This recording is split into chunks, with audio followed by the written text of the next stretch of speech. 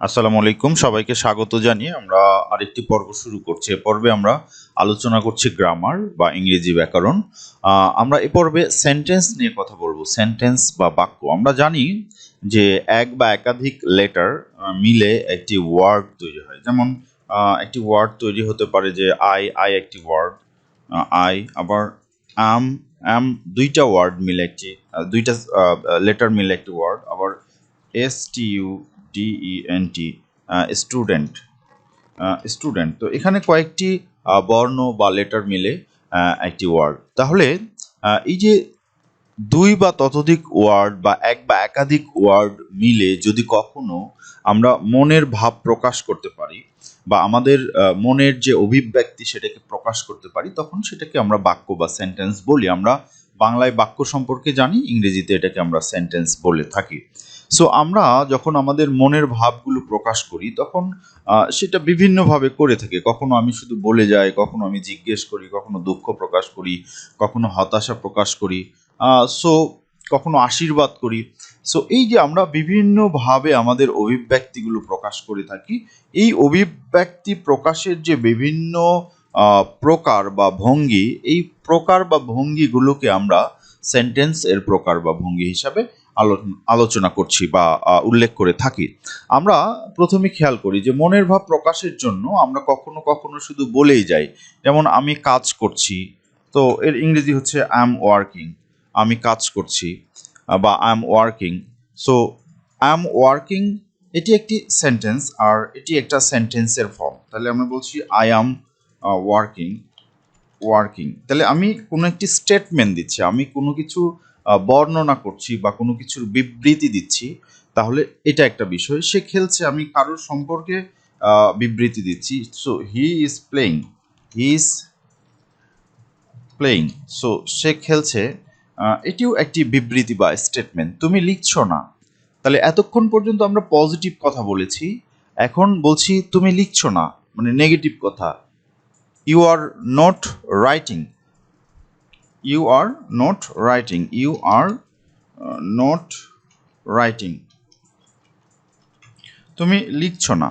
তাহলে আমরা যে অভিব্যক্তি এখন প্রকাশ করলাম, সেখানে এইভাবে আমরা প্রকাশ করে থাকি যে আমাদের অভিব্যক্তিগুলোর আমরা বর্ণনা বা বিবৃতি দিয়ে থাকি। সেটা পজিটিভ উপায়ে হতে পারে বা সেটা নেগেটিভ উপায়ে হতে পারে। সো আমরা যখন এই ধরনের বিবৃতি দিই তখন সেটাকে আমরা বলি অ্যাসার্টিভ সেন্টেন্স। তাহলে সেন্টেন্সের এই প্রকারকে আমরা বলছি অ্যাসার্টিভ সেন্টেন্স। অ্যাসার্টিভ, অথবা আমরা এটাকে বলতে পারি ডিক্লারেটিভ। ডিক্লারেটিভ সেন্টেন্স বলতে পারি, অথবা এটির আরেকটি নাম হতে পারে স্টেটমেন্ট। স্টেটমেন্ট। তাহলে আমরা এক ধরনের বাক্য বা এক ধরনের বাক্যের প্রকার পেয়ে গিয়েছি, আর সেটিকে আমরা বলছি অ্যাসার্টিভ, অ্যাসার্টিভ বা ডিক্লারেটিভ বা স্টেটমেন্ট। সো বাক্যের একটি প্রকারভেদ হচ্ছে অ্যাসার্টিভ বা ডিক্লারেটিভ বা স্টেটমেন্ট। আমরা পরে অ্যাসার্টিভ সেন্টেন্সের বিস্তারিত আলোচনা করব, যে অ্যাসার্টিভ সেন্টেন্স কি হয়, কিভাবে হয়, ঠিক আছে, সেটার প্রকারভেদ ইত্যাদি। আমরা আবার কখনো কখনো এরকম কাউকে প্রশ্ন করি, তুমি কোথায় যাচ্ছ, তুমি কোথায় যাচ্ছ। তো আমরা বলি where are you going, where are, where are you going. So আমি প্রশ্ন করছি, তুমি কোথায় যাচ্ছ, হোয়ার আর ইউ গোয়িং, তুমি কোথায় যাচ্ছ, তোমার যাওয়া সম্পর্কে আমি জানতে চাচ্ছি, মানে আমি কিছু আস্কিং করছি। অথবা আমি তুমি যাচ্ছ কিনা সেই বিষয়ে জানতে চাচ্ছি, যে তুমি কি যাচ্ছ। দেন আর ইউ গোয়িং, আমরা বলতে পারি আর ইউ গোয়িং, তুমি কি যাচ্ছ। সো একটা হচ্ছে আমি একটা ইনফরমেশন চাচ্ছি যে তুমি ঠিক কোথায় যাচ্ছ, আর আমি আরেক ধরনের ইনফরমেশন চাচ্ছি যে তুমি যাচ্ছ কি যাচ্ছ না, যার উত্তর হ্যাঁ বা না দিয়ে আমরা বলতে পারি যে হ্যাঁ আমি যাচ্ছি অথবা আমি যাচ্ছি না। আরেকটি হচ্ছে যার উত্তর একটা স্টেটমেন্ট দিয়ে আমাদেরকে বলতে হয়, I am going to school, I am going to school, আমি স্কুলে যাচ্ছি। তাহলে আমরা দুইভাবে প্রশ্ন করি সাধারণত, একটা হচ্ছে হ্যাঁ বা না বোধক উত্তরের জন্য, আরেকটি হচ্ছে একটা অ্যাসার্টিভ সেন্টেন্স বা একটা ডিক্লারেটিভ সেন্টেন্স বা একটা স্টেটমেন্ট পাওয়ার জন্য আমরা প্রশ্ন করে থাকি। তাহলে যখন আমরা কোনো কিছুর জন্য প্রশ্ন করে থাকি, সেটা কোনো স্টেটমেন্ট পাওয়ার জন্য হোক বা হা বোধক না বোধক উত্তর পাওয়ার জন্য হোক, সেইটাকে আমরা বলছি আরেকটি বাক্যের প্রকারভেদ। আর সেই বাক্যের প্রকারভেদের নাম হচ্ছে interrogative. Interrogative sentence, interrogative sentence, বা আমরা এটাকে বলতে পারি কোয়েশ্চেন। তাহলে কিভাবে কোশ্চেন তৈরি করতে হয় সে সম্পর্কে আমরা পরে আলোচনা করব। সো আমরা বাক্যের দ্বিতীয় যে প্রকার নিয়ে কথা বলছি সেটি হচ্ছে ইন্টারোগেটিভ সেন্টেন্স, অথবা আমরা বলছি কোশ্চেন বা প্রশ্নবোধক বাক্য। যেমন তুমি কোথায় যাচ্ছ, হোয়ার আর ইউ গোয়িং, অথবা তুমি কি যাচ্ছ, আর ইউ গোয়িং। তাহলে সেই ক্ষেত্রে আমরা এই ধরনের অভিব্যক্তি প্রকাশ করি, যেখানে আমরা আমাদের অভিব্যক্তির মাধ্যমে কারোর কাছে কিছু জানতে চাই। আচ্ছা, 3 নাম্বারের ক্ষেত্রে আমরা বলছি কাজটি করো, তুমি কাজটি করো বা সে কাজটি করুক।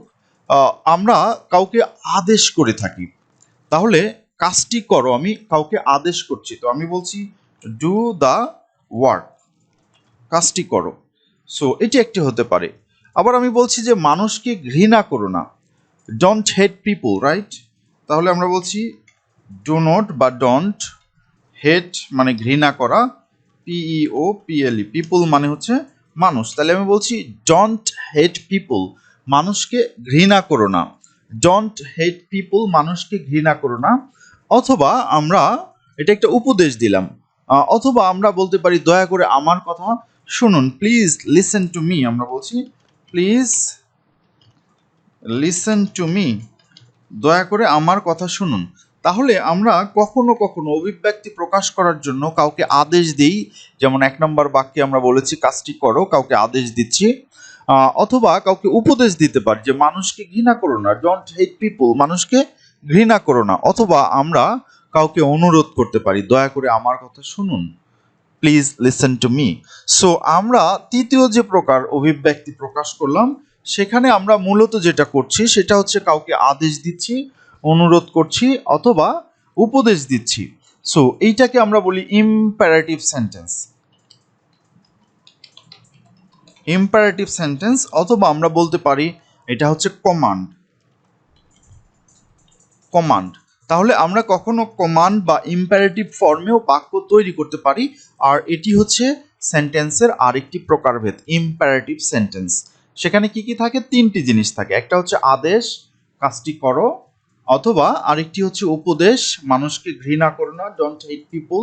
আরেকটা হচ্ছে অনুরোধ, প্লিজ লিসেন টু মি, আমার কথা শুনুন, দয়া করে আমার কথা শুনুন, আমি কাউকে অনুরোধ করছি। সো এই 3 রূপে আমরা সাধারণত আমাদের আদেশ, অনুরোধ বা হচ্ছে যে উপদেশ দিয়ে থাকি। সো এই 3টি ক্যাটাগরিকে আমরা একসাথে বলছি ইম্পারেটিভ বা কমান্ড। ইম্পারেটিভ বা কমান্ড। আমাদের চতুর্থ প্রকার হচ্ছে আমরা কখনো কখনো মানুষকে আশীর্বাদ করি। সো আল্লাহ তোমার সহায় হন, তুমি সুখী হও, ঠিক আছে? এই ধরনের সেন্টেন্স যখন আমরা তৈরি করি তখন আমরা বলি আল্লাহ তোমার সহায় হোক। তাহলে বলছি আল্লাহ হেল্প ইউ, ঠিক আছে? বা may Allah help you, may Allah Allah help you, Allah তোমার সহায় হন। তাহলে আমি কারোর জন্য প্রার্থনা করলাম, ঠিক আছে? তুমি সুখী হও, may you happy, may you be happy, বা মে ইউ হ্যাপি আমরা বলতে পারি, may you be happy, be happy, তুমি সুখী হও।